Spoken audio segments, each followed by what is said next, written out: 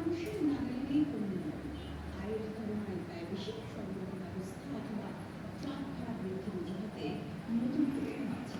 এমনিতেই কয়েক বছর ধরে চলমান উচ্চ মূল্যস্ফীতি তার উপর সংকট পরিস্থিতি তৈরি করেছে।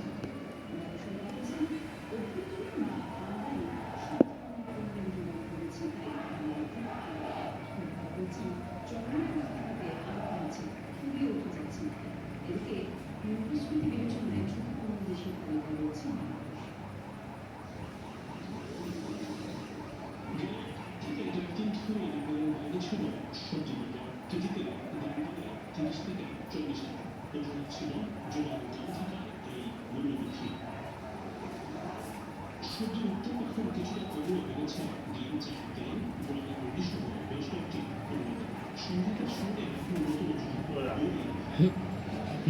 মানুষ এখনো আছে।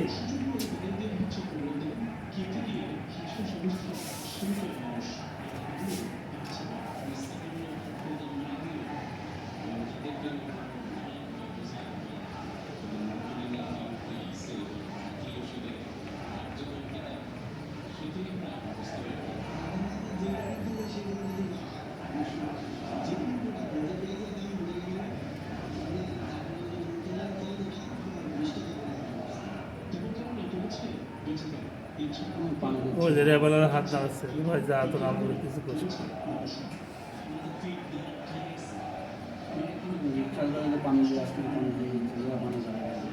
রেবেলার মেসেজ পেয়ে গেছে, বুঝছো, এই জন্য কিছু বলতেছে না। যা বাবা সব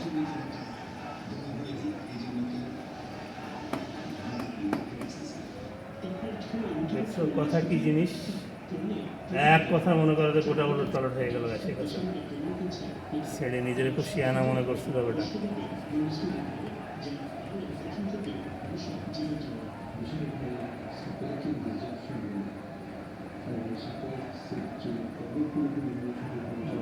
পার পেয়ে যাবো, মানুষ হলো ভীতু।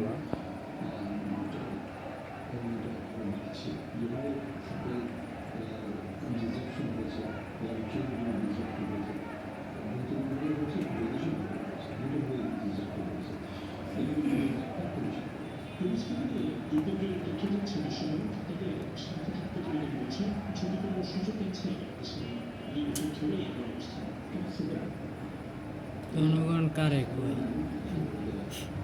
ওই মহিলারা মতো নেমে গেছে, মহিলা বৃদ্ধ আবার বৃদ্ধ বনিতা সবাই।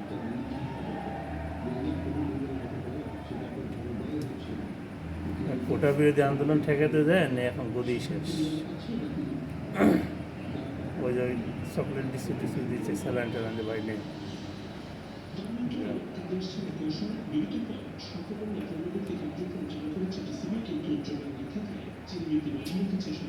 বুঝতে পারে না যে কোটাই হবে ওই প্রত্যেকটা স্বৈরাচারও এমনই কথা নয়, বুঝছো। সেক্ষেত্রে স্বৈরাচারী তার পিয়ন 400 কোটি টাকার মালিক, তার পুলিশের প্রধান হলো হাজার হাজার কোটি টাকার মালিক।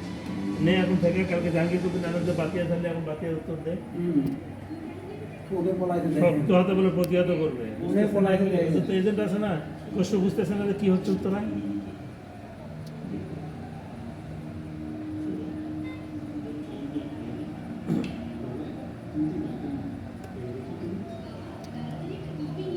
আজকে মানে আগুন মাগুন ধরাচ্ছে না, খালি যাচ্ছে। আচ্ছা, যে নেতাটা মরে পড়ে আছে, তোদের তো সেনা ছিল না, মরে পড়ে আছে আমাদের নেতা।